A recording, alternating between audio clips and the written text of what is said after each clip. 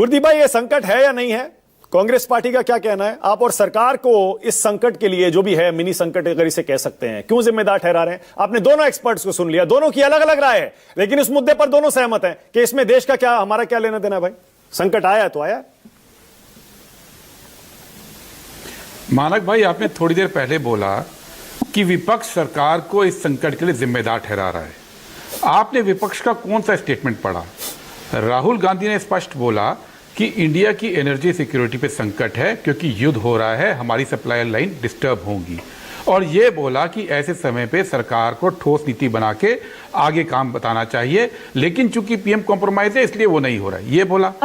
खरगे जी ने क्या बोला था? खरगे जी ने स्पष्ट बोला कि इंडिया की स्ट्रेटेजिक ऑटोनॉमी एनर्जी सेक्टर में कॉम्प्रोमाइज हुई है।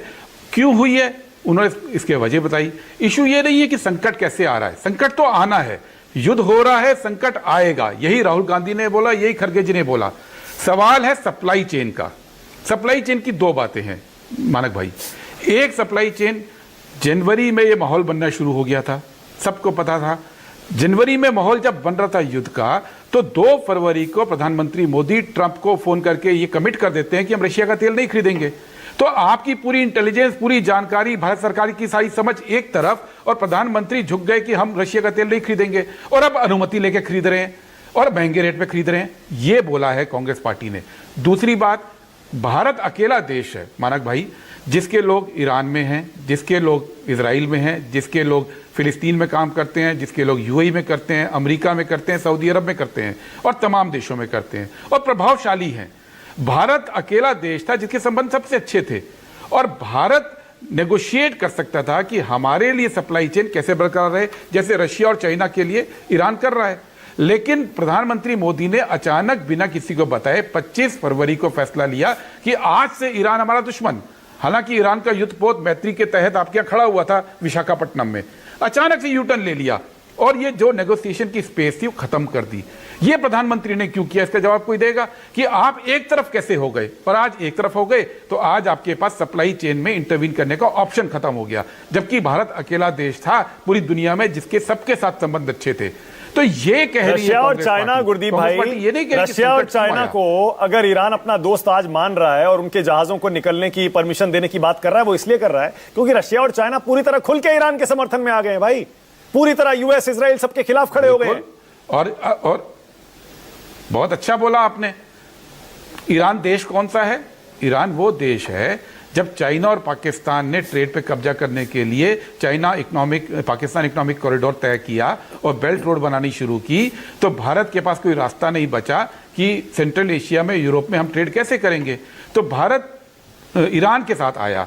ईरान और भारत ने international north south trade corridor बनाया, चाबहार पोर्ट बनाया, और ये सब की जो इंप्लीमेंटेशन है, प्लानिंग शुरू हुई मनमोहन सिंह जी के टाइम पे, इंप्लीमेंटेशन की मोदी जी ने। मोदी जी के 10-12 साल के अंदर ईरान सबसे निकट आपका पार्टनर था, जो चीन और पाकिस्तान के खिलाफ हमारे साथ खड़ा हुआ था, हमें इंफ्रास्ट्रक्चर दे रहा था। हम 25 तारीख को दुश्मन कैसे बन गया, यही तो हम पूछ रहे हैं।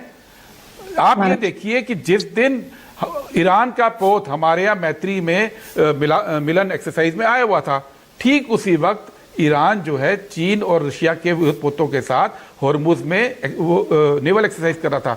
तो भारत उसमें क्यों नहीं शामिल हुआ? भारत तो तब तक दोस्त था ना, 25 फरवरी के पहले तो दोस्त था, 19 फरवरी को ये एक्सरसाइज हुई है हॉर्मुज में, तो भारत क्यों नहीं शामिल हुआ?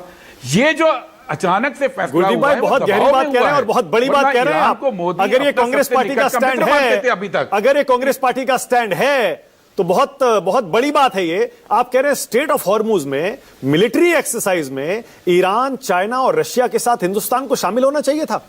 आप समझ रहे हैं इसका मतलब?